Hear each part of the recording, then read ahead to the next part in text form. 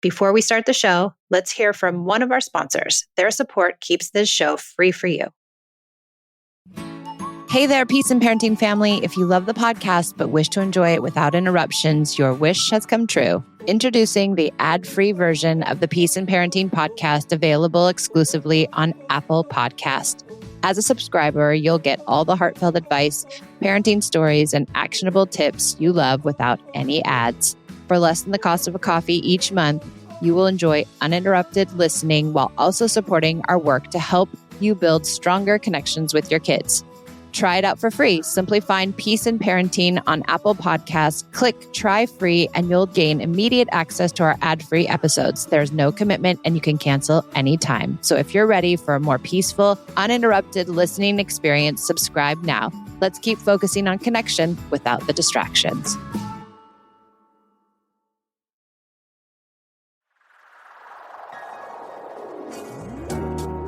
Hi, I'm Michelle, a mother of 2 teens. 13 years ago, I traded in punishments and rewards for connection. Now I prioritize relationship over behaviors, utilize play as a parenting tool, and set limits with empathy instead of consequences. Each week, I share my journey and interview clients, experts, and followers. Thanks for joining me on the Peace and Parenting podcast. I'm so glad you're here.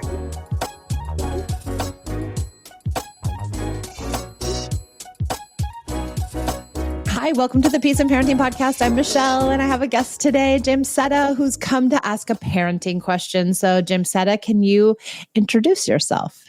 Yes. Again, my name is Jamesetta. I was on the 30-day challenge recently with Michelle.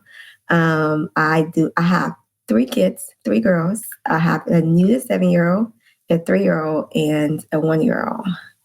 Ooh, wee. All girls? Girls or boys? All girls. Yes. We love it. All girls. Okay. And you have a parenting question. Tell us about your parenting question.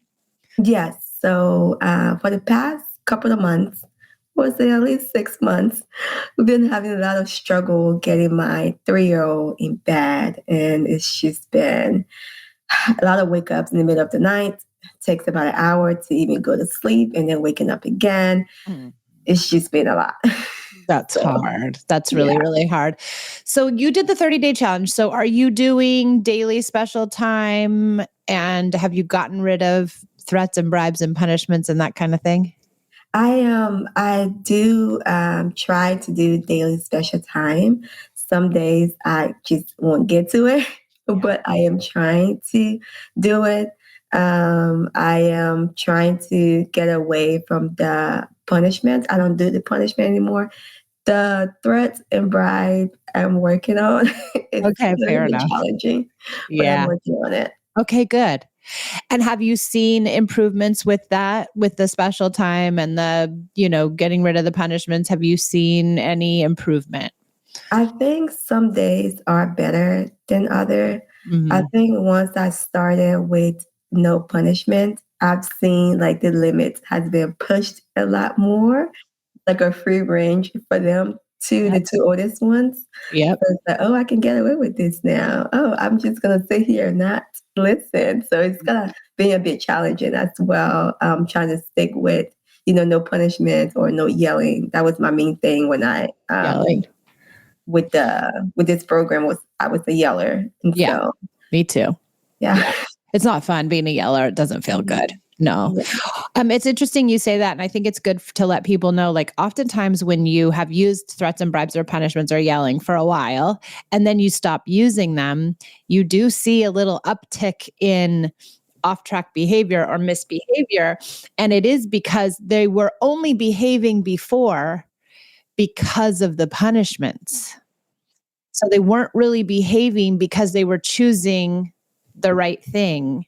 And so now they don't have those guardrails. So they're trying to figure out what is moral? How do I feel when I do the wrong thing? Can I have my own free will and autonomy? So I do see that it does get worse sometimes before it gets better, but don't give up, because eventually the connection will be so, abundant in your family that you will get more cooperation. Okay. So stick Okay. with it. That's good to know. Okay, good. Stick with it. Let's talk about bedtime. So I think 3-year-olds, they really do want to be with their mommies, right? They Mhm. want to sleep with their mommies. They want to be with their mommies, especially because you have a baby too. And so there might be some fallout from that, right? The baby is taking up more time and Mhm. she's, feeling like she needs more connection, your middle one. And so she's looking for that connection at night and she Mhm. doesn't want to let you go at bedtime because she doesn't want that separation. It's separation anxiety, probably. I would imagine. Does that feel right? I think so. I think so. I Yeah. think that's what's happening as well. Yeah, I think so too. So if we know that, that makes it easier to have some fixes for it. So, Mm. um, bedtime, you said, so the bedtime routine, is it full of connection? So I'll say she does go to daycare. So when she gets home, it's a little bit later. So then, my husband would do the bath time, and then I would make dinner, and then we'll do special time either before. I'll ask her, "You want special time right now before you eat, or after you eat?" Right. And then sometimes she would say before, after, depending on how hungry she is. And then she will play a little bit with her sisters, and after special time, after dinner, and then it'll be time for bed. We'll have the routine, Yeah. and What's the routine like? Tell me about the so routine. we'll read a book, Yeah. and then we'll say a prayer, and then I will lay next to her. Sometimes it's with her older sister, but lately she's been having a lot of feelings. So for the past week, I've been taking her room separately to do bedtime with her and not with the sister because she's been fighting with the sister a lot. Yeah. So I will take her in her room and I will do the bedtime with her, and then I will lay with her, and then I'll kind of sing her a lullaby, and then I'll leave, and then she will come outside, and then and then her dad will come in and say his good night, and then she will come back outside, and it would be like back and forth.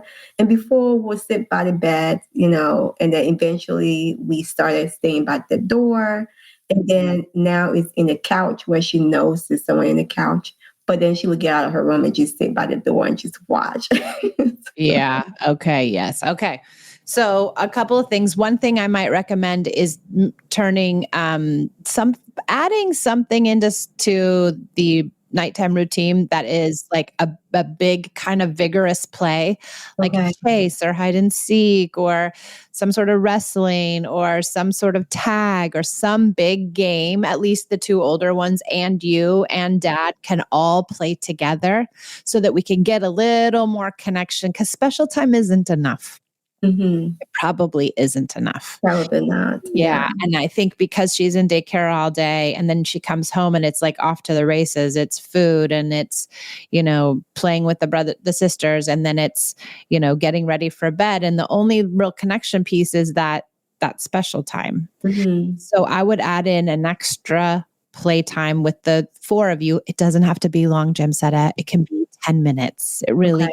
can be 10 minutes, but I would add that in before you start getting ready for bed, before you start reading the books, before you kind of do everything. Okay. I would also turn teeth brushing and bathing and everything playful and fun and connective as much as you can.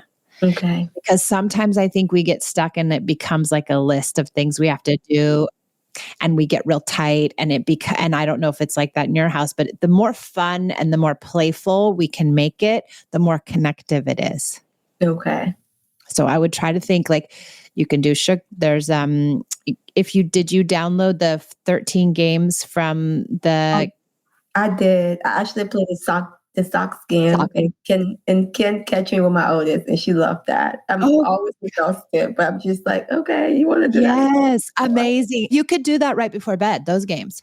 Okay. Those are good ones to do. And that PDF of games is a really good resource. And so I would also start thinking about what can you, like what can you do as far as like brushing teeth? Like, can you, say like, oh, my teeth are so dirty. Can you brush my teeth for me? And then have her brush your teeth and then you brush her teeth. And how can you make it connective and playful?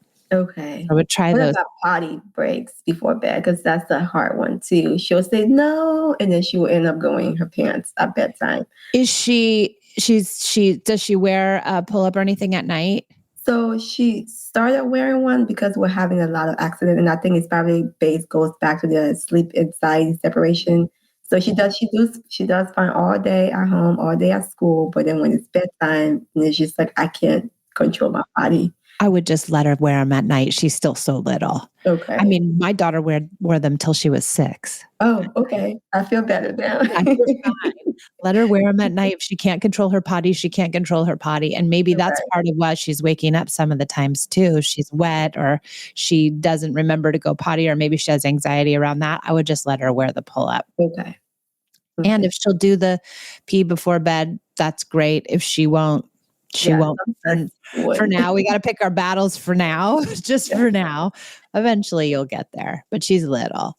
Okay, good. That's a good thing to change. The other thing is I was going to ask, so when it comes to bedtime, her bedtime routine, does she insist on things being a certain way? Not really. She's not very particular about things being a certain way. My oldest is, but she's not.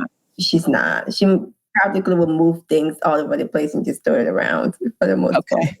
And at bedtime, is she particular about like you have to do this thing first and then this thing second and then? Sometimes, but it's not consistent. Okay. Yeah. So whenever we see that rigidity, that's a good place to set a limit. So if she is like that, if she says, no, I had a client who had a little girl who she had to be tucked in on the right, and then tucked in on the left, and then tucked in on the bottom, and then untucked on the right, and then untucked on the left, and then untucked on the bottom. And her mom was like, I don't know what to do. I just keep going around this bed, tucking her, untucking her, tucking her, untucking her. And finally I was like, just set a limit.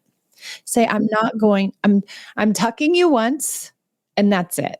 And now I'm setting the limit. And so the child was using all this tucking, untucking as a way to squash her feelings because she didn't want the separation anxiety. So as soon as we set the limit, then the little girl was able to have all her feelings and she could feel better so that she could rest better. So I think if there's a place to give your daughter a limit around anything, when she comes out of her room, she'll come out the room and sit there while you're sitting on the couch. And then now we started setting a timer. So we can't sit in the couch for 30 minutes anymore. We're just going to sit for 10 minutes. And then we have to go downstairs and get ready for bed too. And she'll be like, okay. And then when it's time to leave, no, I'm scared. Yeah. So I would maybe find a limit that is when she's in her bedroom so that it doesn't even get to that. Okay. So I would say as soon as she is, does she protest when you say, okay, good night, I love you, kisses and hugs? Before she used to, now she knows what once they get out, they're going to be on the couch. And so I could just come out my room and just wait. So she doesn't protest anymore. You got to take her back to her room. Okay. So if she does try to come out to the couch, we got to get her back to her room. Okay. So wherever she protests, so if it's going to be maybe this time she's going to come out to the couch and then you're going to have to get her, escort her, as kindly and nicely as you can back to her room. And she's probably going to have the fit then. Okay. It's okay. And one of these moments, either that moment or a moment that you're leaving or a moment that maybe she says, no, I want one more book. And you say no. Or she says, no, stay for 5 more minutes. And you say no. Any of those limits where she starts to have her feelings, that's a good thing. Okay. We want her to have a tantrum. Okay. We want her to have an upset around her bedtime because that will help her offload the feelings around separation anxiety. Okay. We are going to take a short break from our show to hear from our sponsors. Without their sponsorship, I wouldn't be able to bring you the Peace and Parenting podcast free of charge. So I'll see you back in just a few minutes. Are you sick of the sibling fighting? Are you tired of asking your child to do the same thing over and over and over again, only to end up using threats and bribes to try to get them to cooperate? Well, it doesn't have to be like that. You can learn the ideas of connection through our Connected Parent Mastermind group coaching program. We meet 3 days a week. Myself and my 2 coaches hold meetings. We also give you access to all of my online materials, meaning 10 modules of instruction, PDFs, podcasts, and my book. You get to join our school community and interact with coaches and myself and so many parents who are doing this work just alongside you. So if you're feeling stuck, or if you want to accelerate your connected parenting practice even further, join the Connected Parent Mastermind. Click the link in the show notes for more information.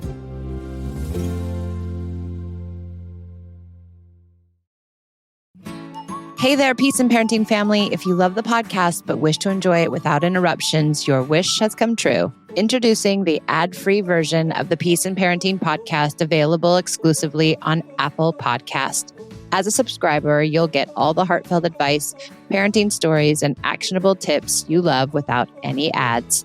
For less than the cost of a coffee each month, you will enjoy uninterrupted listening while also supporting our work to help you build stronger connections with your kids. Try it out for free. Simply find Peace and Parenting on Apple Podcasts, click Try Free, and you'll gain immediate access to our ad-free episodes. There's no commitment and you can cancel anytime. So if you're ready for a more peaceful, uninterrupted listening experience, subscribe now. Let's keep focusing on connection without the distractions.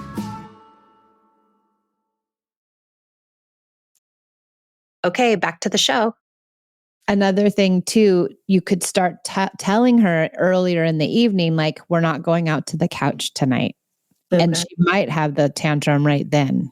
Okay. You're going to have to stay in your room. So we're trying to find opportunities to set a limit to get to her feelings. And then when she gets to her feelings, you come with empathy. I know you really want mommy to stay with you. I know you want to go out to the couch. I understand, but we have to stay in our bed. Okay. What about the sister's room? Because when she knows we're downstairs, she'll go in the sister room and go sleep. Sometimes the sister will allow it, and then sometimes now she's like, she's always been in my room. I want her out. So you might tell her, like, we can't be in sister's room. Or does her sister really care? She doesn't like her in there. She'll go in her room as well when she's having a bad night. Uh-huh. But then, she's 7. So sometimes she would tell her, no, I don't want you in here. You keep waking me up. So it's like, it's hard. Have you ever considered putting them in the same room? There was in the same room. The oldest decided to move out.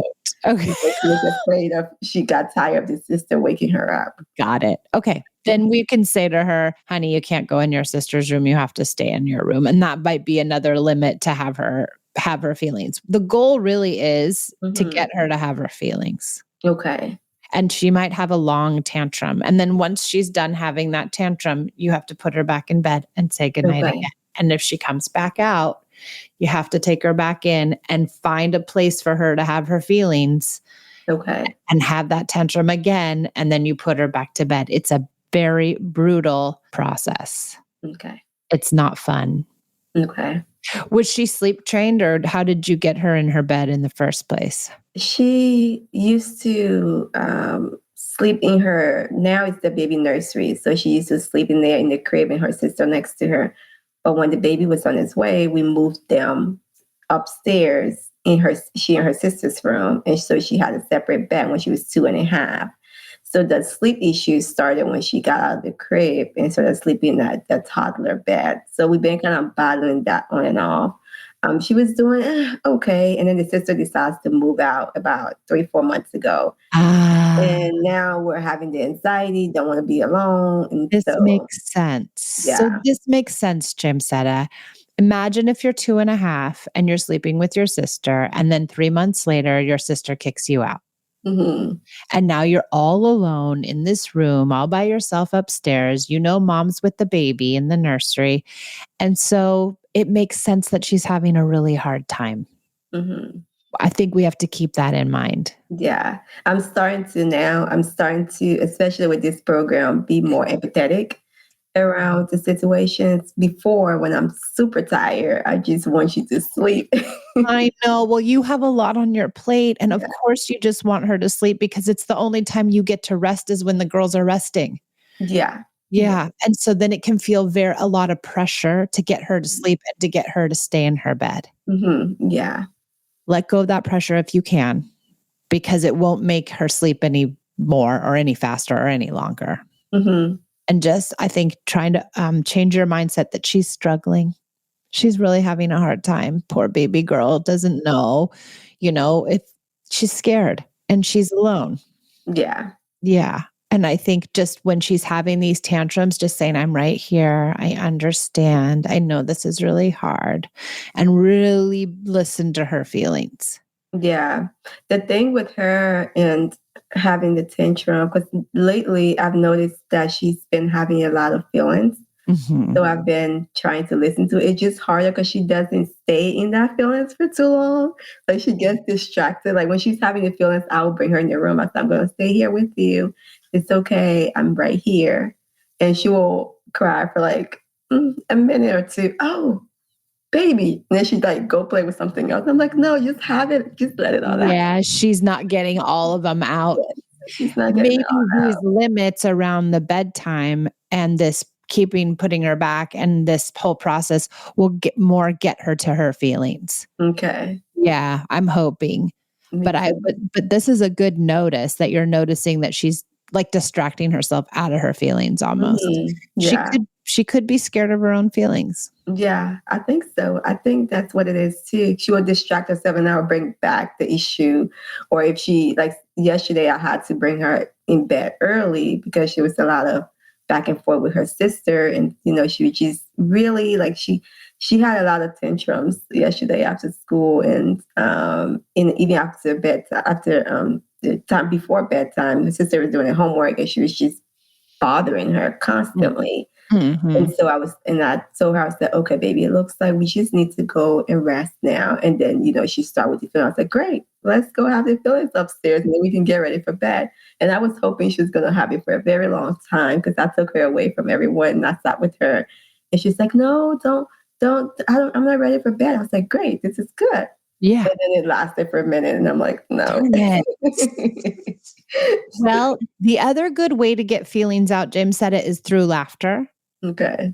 So if we do the double whammy here, right? We're going to have some more play at bedtime. We're going to try to turn bedtime into something that's more playful and hopefully you can get her to laughter because laughter will, it will dispel anxiety and stress and all that stuff, just like crying will.